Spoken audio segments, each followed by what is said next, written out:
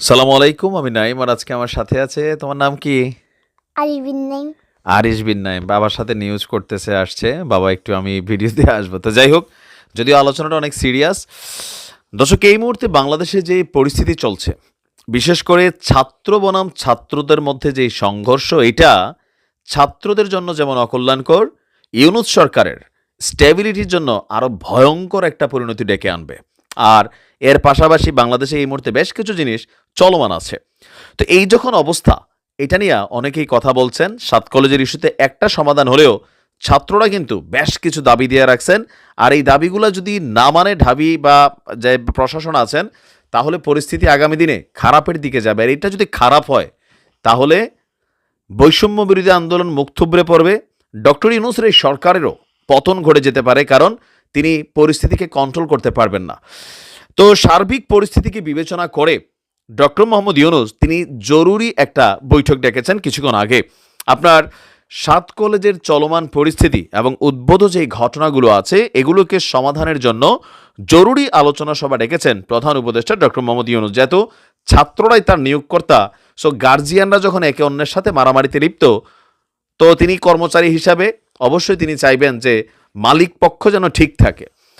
তো আপনার আজকে কিছুক্ষণ আগে প্রধান উপদেষ্টার প্রেস কার্যালয় থেকে আপনার এই সূত্র সামনে আসছে যে এই সভায় শিক্ষা উপদেষ্টা ডক্টর ওয়াহিদ উদ্দিন আপনার মাহমুদ, বিশ্ববিদ্যালয়ের মঞ্জুরি কমিশনের মানে ইউজিসির চেয়ারম্যান অধ্যাপক এস.এম.এ ফায়েজ এবং ঢাকা বিশ্ববিদ্যালয়ের উপাচার্য নবনিযুক্ত কয়েকদিন আগে নিয়াজ আহমেদ খান, তারা উপস্থিত রয়েছেন। এখন এখানে আলোচনার বিষয়টা কোনটা? আলোচনার বিষয়টা হচ্ছে আমার ধারণা যে এই মুহূর্তে যে চলমান পরিস্থিতি আছে, কিভাবে ৭ কলেজের ইস্যুটাকে কন্ট্রোল করা যায় বা ছাত্রদের মধ্যে বিষয়টাকে নিয়ে ঐক্য করা যায়, সেটার উপরই আমরা দেখছি যে ফাইনালি তাদের একটা দাবি আছে, ২৪ ঘন্টার আলটিমেটাম দিয়েছে। আর যদি এই সময়ের মধ্যে তাদের দাবি দেওয়া মানা না হয়, তাহলে নিউ মার্কেট সহ বিভিন্ন জায়গায় ঘেরাওয়ের ঘোষণা, ঢাকা ব্লকেট কর্মসূচি, আরও অনেক কিছু। আর আজকে ঢাকা কলেজের শহীদ মিনার থেকে আপনার গতকালকে এই বিষয়টা সামনে আসছে। তো তাদের প্রধান দাবি যেটা, যে ঢাকা বিশ্ববিদ্যালয়ের উপাচার্য যিনি আছেন অধ্যাপক ডক্টর মামুন আহমেদের বিরুদ্ধে ব্যবস্থা নিতে হবে।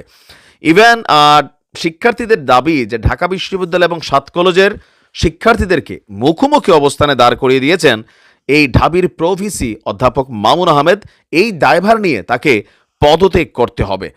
আর পুলিশের যে সকল কর্মকর্তারা তাদের উপর লাঠিচার্জ করছে, তো গতকালকে যে ঘটনা ঘটছে, এখানে আমি পুলিশের কোনো দোষ দেই না। আমি আবারও বলি, যখন এরকম পরিস্থিতি তৈরি হয়, তো স্বাভাবিকভাবে প্রশ্ন আসবে পুলিশ কি করে। পুলিশ থাকাতে সংঘর্ষের পরিমাণ কমছে, তবে পুলিশ ঢাবিকে প্রোটেকশন দিচ্ছিল, এটা কিন্তু দিনের আলোর মতন পরিষ্কার।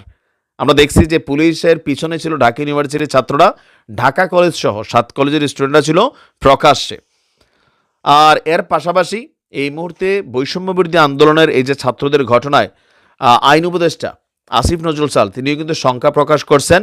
ইভেন যারা বৈষম্য বিরোধী নেতা আছেন, ছাত্ররা, তারাও মনে করছেন তারা যদি কিলাকিলিত লাগে, তাহলে আপা কিন্তু টুক করে ঢুকে পড়বে। ইভেন আমাদের মিজানুর রহমান আল আজহারি তিনিও বলছেন শকুনিরা নাকি চাচ্ছে ছাত্রদের মধ্যে একটা বিভেদ তৈরি করতে। তার মানে এই শকুনি কারা?